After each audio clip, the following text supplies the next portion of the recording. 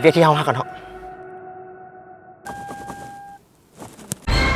โอ้ยหรือว่าเจ็บรู้อีกละ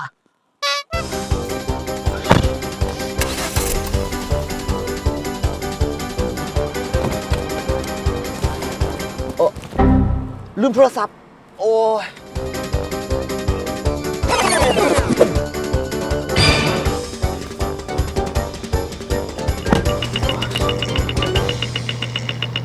เสียงอย่างวะ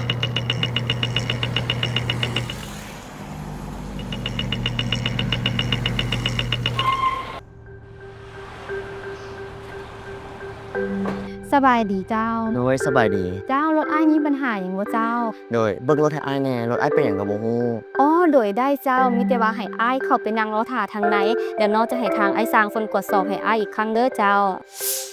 นี่เป็นใบเสนอราคาแปลงรถของอ้ายเด้อเจ้า ฮะ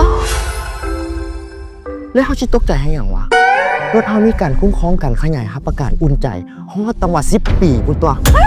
ขยายการรับประกันหุ้นใจ10 ปี นี่วะ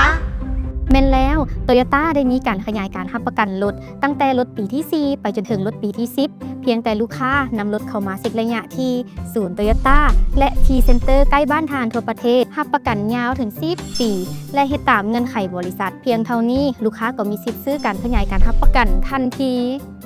ส่วนรายละเอียดข้อมูลสามารถสอบถามได้ที่ศูนย์โตโยต้าและทีเซ็นเตอร์ เขาบริเสียเงินยนต์เจ้าได้นี่ ถึงเขาจะเป็นคนที่ลืม แต่กับลืมที่จะซื้อขยายการรับประกันหุ้นใจในทุกๆปี ไอ้ลืมกระแจรถ ฮะลืมอีกแล้วอ่ะ